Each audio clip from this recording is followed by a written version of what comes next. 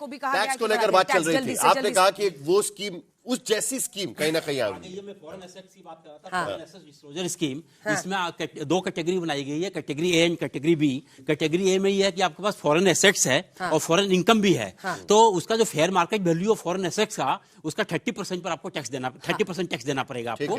और foreign income अगर आपकी है तो उसका 30% टैक्स देना होगा। प्रोसिक्यूशन और पेनल्टी से आपको यानी अगर विदेशों में अगर आपका इनकम है, एसेट है, दो हिस्से हैं, और अगर आप इनकम भी है 30% आप उस पर टैक्स देकर नियमित कर सकते हैं अपने आप को। आपके खिलाफ कोई लीगल एक्शन नहीं होगा। आपका कोई एसेट है तो वो भी आप 30% उसका ये देकर आप डिक्लेरेशन कर सकते हैं। और उसके साथ साथ सेटलमेंट का भी स्कोप है, सेटलमेंट का भी स्कोप है उस चीज में। आप पर कोई क्रिमिनल केस नहीं हो। पूरी पॉलिसी गाइडलाइंस आएगी इसकी, किस तरीके से होगा। और इनकम टैक्स में भी है कि अगर आपने कुछ अनियमितता रखी है, आप एक अतिरिक्त अमाउंट देकर आप किसी भी लीगल पेनल्टी से बच सकते हैं। पेनल्टी वर्ड रिमूव करके हर एक जगह फीस वर्ड लाया गया है, जो डिक्रिमिनलाइज किया गया है।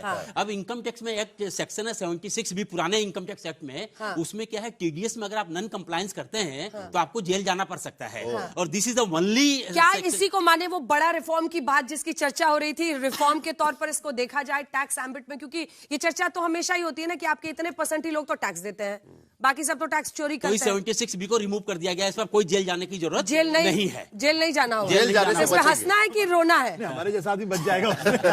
ये बिजनेसमैन के लिए जो है बहुत बड़ी छूट है। जरा जल्दी से मुझे महाजन जी से आपके प्रतिक्रिया लेनी है, क्योंकि 3 बड़ी बातें जल्दी बताओ। 3 बड़ी बातें फट। देखिए, सबसे अच्छी बात तो ये हुई है कि जो मैं पहले भी कह रहा था कि जो रेयर अर्थ है, बाकी जो मैन्युफैक्चरिंग में पुश है, उसमें बजट में काफी बड़ा प्रावधान किया गया है।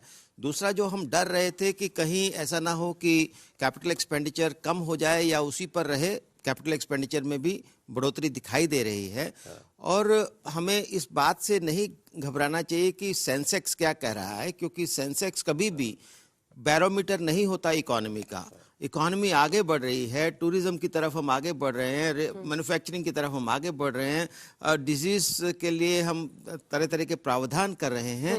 ऐसे में और बायोफार्मा एक बहुत बड़ा मुझे लगता है कि रिफॉर्म है, क्योंकि आज इस समय अगर हम स्टेज 3, स्टेज 4 कैंसर से बच सकते हैं तो वो बायोसिमिलर्स के माध्यम से बच सकते हैं। और इसी के साथ कैंसर जैसी दवाओं पर भी शुल्क कम किया गया है, तो वो उसकी भी कीमतें घटेंगी।